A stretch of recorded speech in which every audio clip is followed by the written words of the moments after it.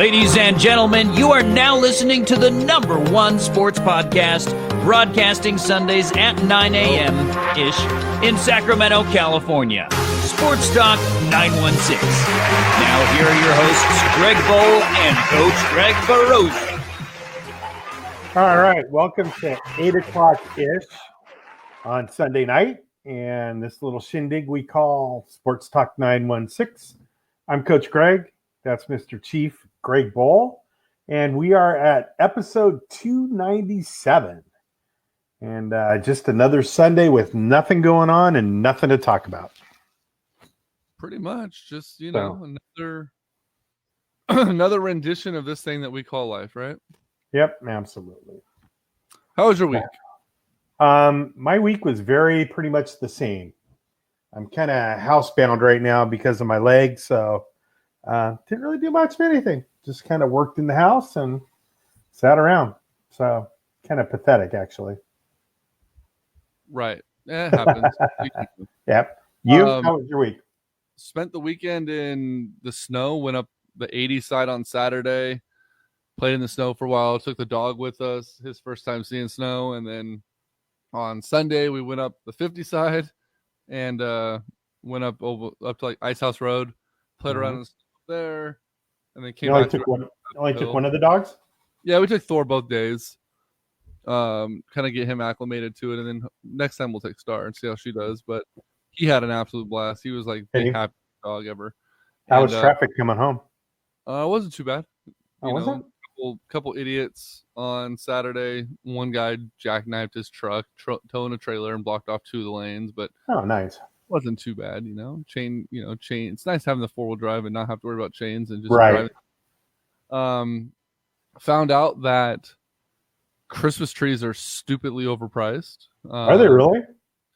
Yeah, like normally we just use our artificial tree, but since it's the first Christmas in our new house, we decided we're gonna get a real tree this year. And my dad, he wanted to do a silver tip to honor my mom, who's her favorite type of tree. An 8-foot silver tip was $110. Ouch. That was fun, go around, drive all over town, look for one of those goddamn things. But yeah, good times. A lot of fun, making memories with the family and good. Kind of get out of the house and avenge that, get the thoughts of that loss out of the way.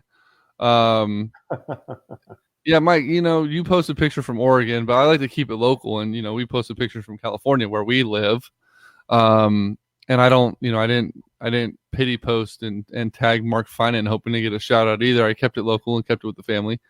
So there's that. But no, I'm just giving you a hard time, Mike. Your picture's cool. But yeah, eventful week. Ready for another. Thanksgiving is over, and now getting ready for Christmas, I guess. Yeah. Before we know it. It's gonna be here way too soon. So, a couple things to talk about. We kind of hammered on the Kings quite a bit last week, actually, and it wasn't too bad. The team, they've been playing. We talked about it. They play up. They almost beat Boston. Turns out afterwards, again, the referees admitted that it was an incorrect call and cost them a game. They rallied back from 17 down last night to come back and beat Denver in overtime, which was a great win. The team is still playing relatively well. And Bagley and Fox should be coming back relatively soon. Should only help the team. Trevor Ariza is going to be back tomorrow, add a little bit of depth. So, the Kings are treading water like we said they needed to do, getting ready for these guys to come back. And, I saw this post on Facebook earlier, and not a lot of people got it. And I thought it was probably one of the most clever Kings fans posts. And I agree with it 100%. I've actually been saying this for a couple of weeks, but I couldn't formulate the right way to post it because I knew it was going to start some shit, and I couldn't come up with the way I wanted to do it. And unfortunately, simple was best in this situation. But someone posted, I can't find it now to give credit where credit is due, but the Kings' two most consistent players are Harrison Barnes and Dwayne Dedmon. Yeah, I buy that. And you're shaking your head, so you're clearly not getting the angle that post is taking. Little sarcasm. Little sarcasm. I think Barnes good is Harrison Barnes, and consistently shitty is Dedmon. But he's consistent. Richaun Holmes is still proven to be a great signing and a great pickup by Vlade Divac. That kid's playing with heart. He's feeding off of everything going on. Really enjoy what he's doing. I think it's fantastic the way that he's turning things around.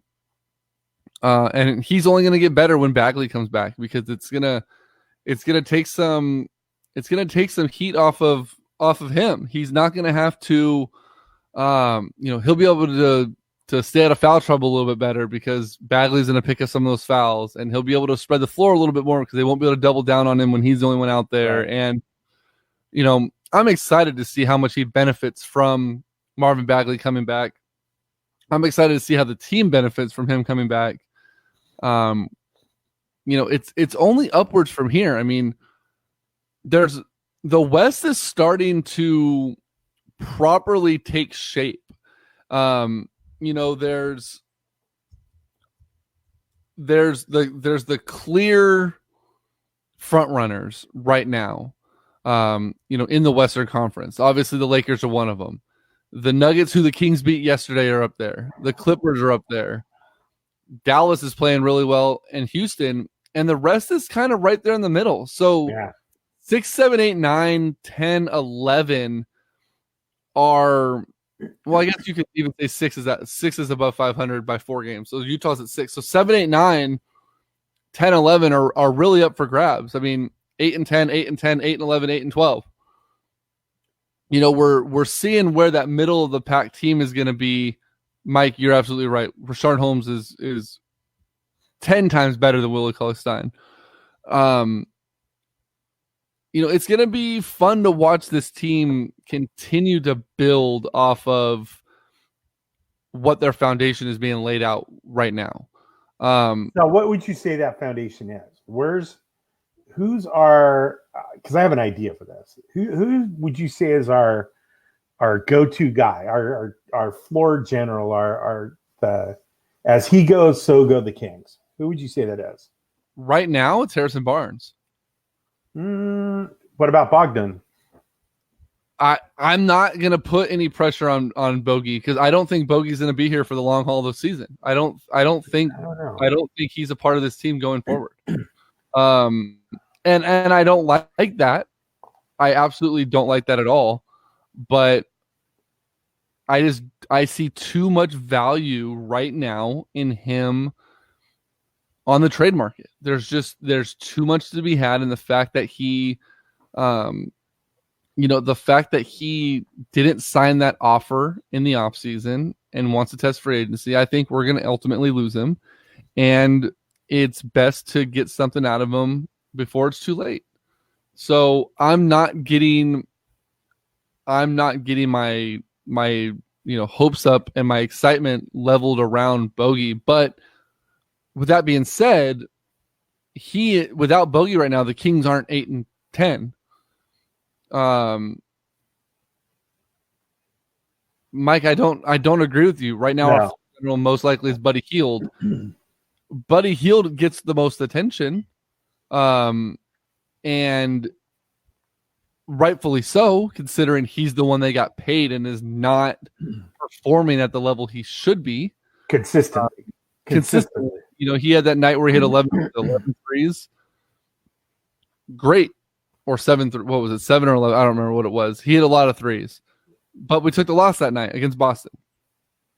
Then there's nights where he completely disappears and someone else steps up and the team plays really well. So he needs to figure it out. I mean, it's going to ultimately come down to the way that he plays, and he being Buddy Hield, and he's going to need to figure out what he wants to do in his role to be that guy.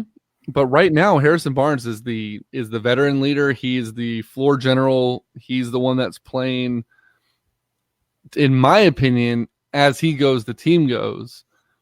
And then the spark plug is Richaun Holmes. I mean, there's no doubt about it that Holmes is the, he's the heart and soul of the team right now, which I'm good with. I mean, he's playing great. So, well, I think as far as Buddy's concerned, I think he's probably the one that is getting harmed by not having Fox and Bagley around, because defenses can load up on him. They can concentrate on him and force him to take shots that he doesn't necessarily need to be taking. I think once Fox and Bagley come back, then defenses are going to have to look at 3 players and not just 1 or 2. And absolutely. I think that's going to. I would be willing to bet that after those 2 other guys have been back for 5 or 6 games, you're going to see a completely different Buddy. I think he's going to be much more freer on the court. I think he's going to have many more open opportunities than he's getting now. He's not going to have to force the shots up. I think that he's going to benefit the most from having those 2 guys back and a different rotation. I agree with that 100%. There's going to be a lot less pressure on him, because right now, I mean, all eyes are on Buddy Hield. What's Buddy Hield going to do? How is he going to react? How is he going to perform? And I just don't know that he is at that level yet to take all that weight on his shoulders. He'll get there, and I think he'll get there before this season is halfway done, just because he does mature relative. He's learning that role. Right. But I don't know. I just think that we're going to have to kind of wait and see, and I think those other guys coming back is going to be huge for him. Yeah, I think so too. I don't know, Mike. I don't know about end of January, beginning of February. I think he'll be back sooner than that. No. I don't know. What have you heard for Fox's return? Anything? Fox's, they haven't put a timetable on at all.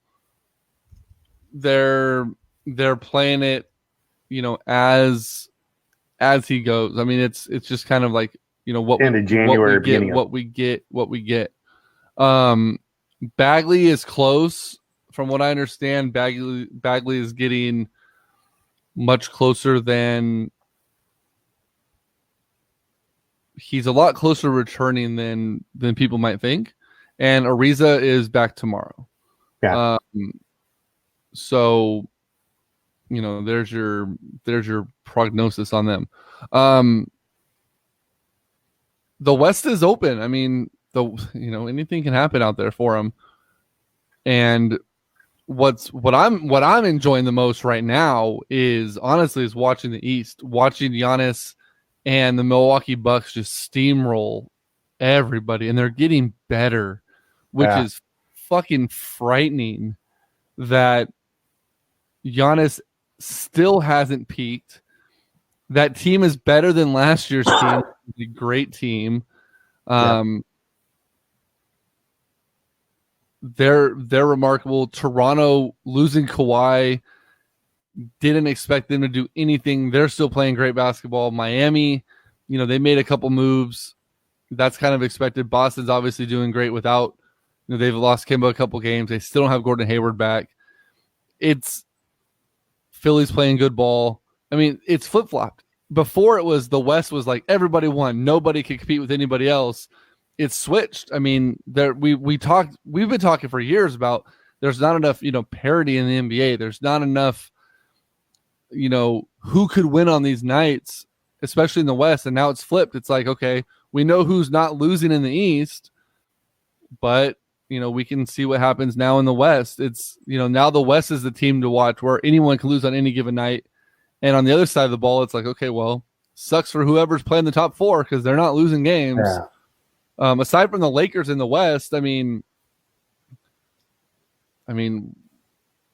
every other team's beatable. I mean, the Kings beat Denver and closed out a huge game. I mean, the Lakers just lost. They won what, 10 in a row or 9 in a row before the game last night that they lost. So I don't know. It's finally. And the Kings. I mean, the Kings did a good job against Utah the other night too, a week or so ago.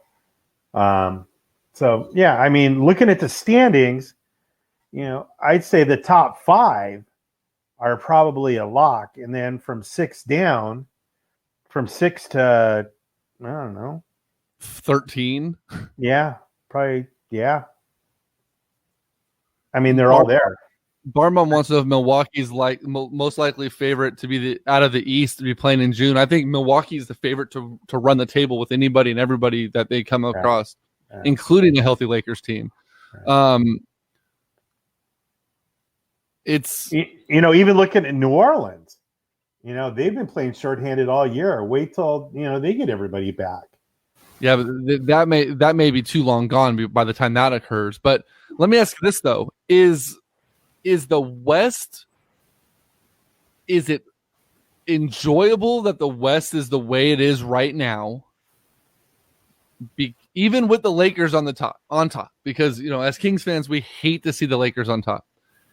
Is it enjoyable because there's finally a bigger group of teams that are playing good basketball?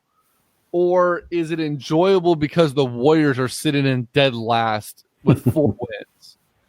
Like, that's what I can't figure out. I can't figure out if it's good that the West is a winnable conference, or is it enjoyable because it's finally not Golden State?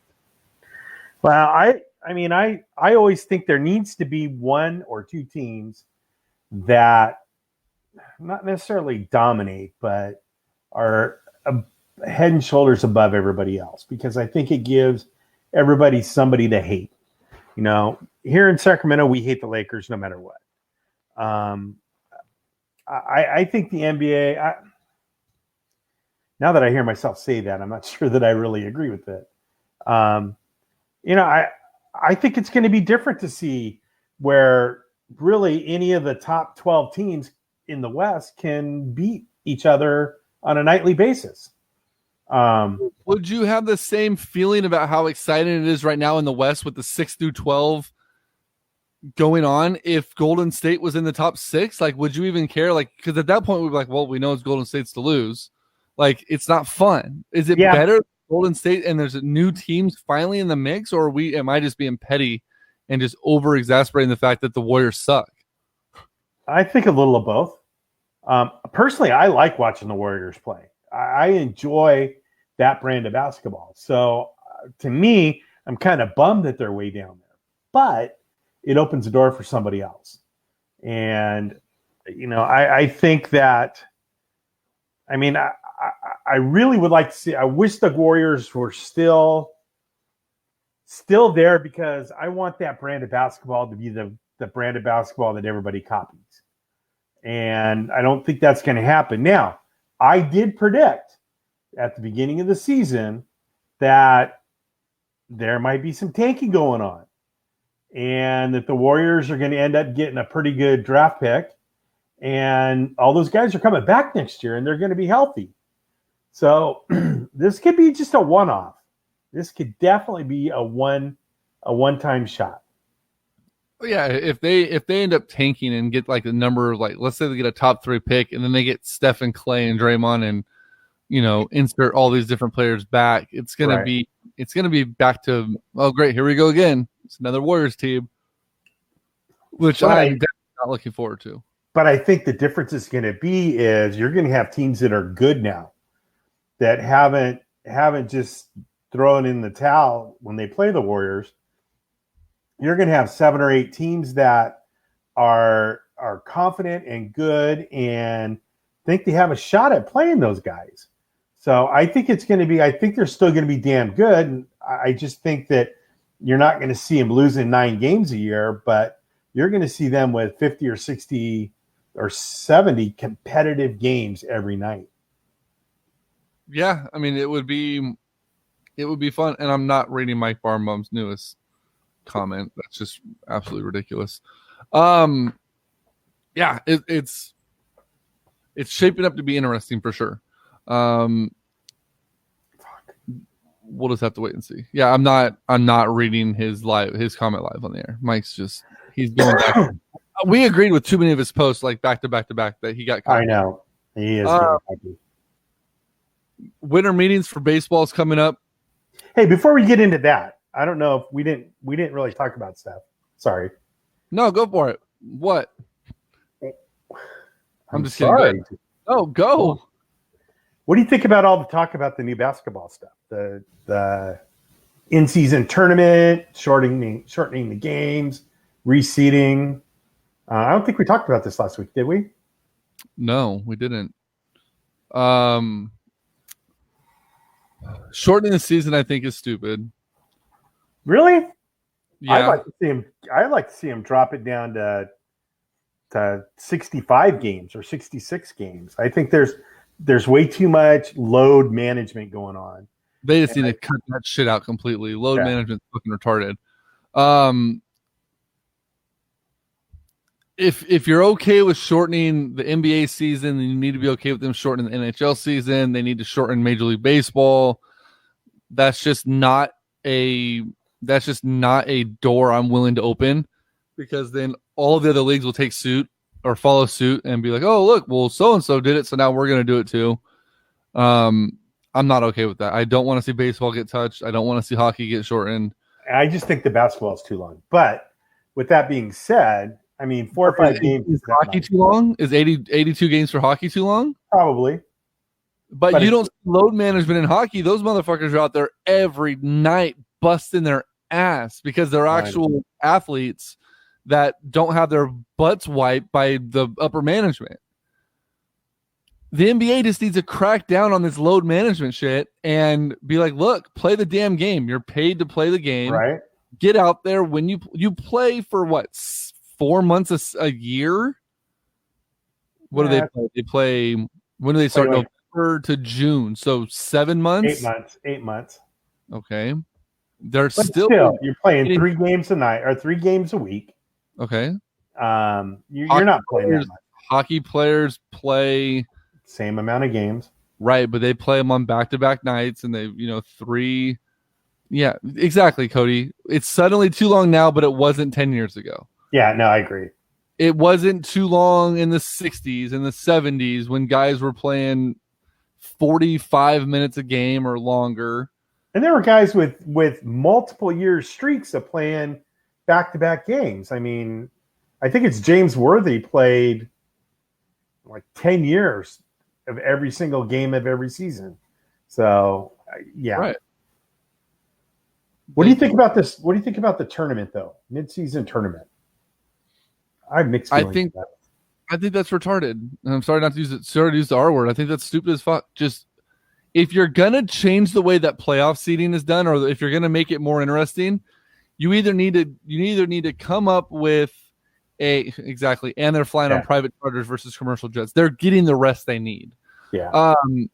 You either do a reseeding where the top 16 teams get in regardless of conference, or you do something that we've talked about for years, and that's getting a level playing field. You allow the small market teams to be on the same platform as New York and LA and all those other guys, and you get a level playing field across the board. And I've talked about this for years. If Sacramento wants to offer LeBron James the same type of money that LA's offering him, okay, well, you know what you do is you let them offer more to land their player, but it hurts them the same way on the salary cap as the other offer. Yeah.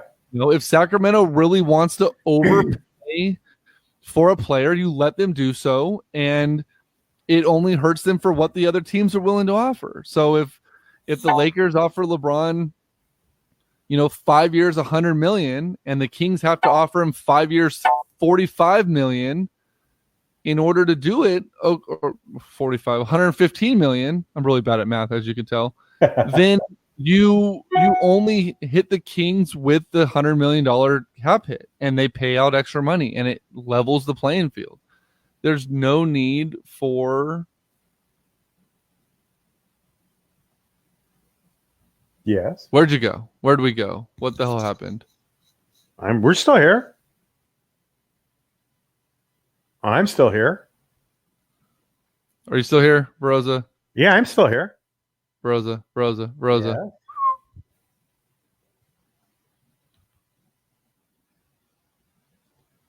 Yeah. I'm still here.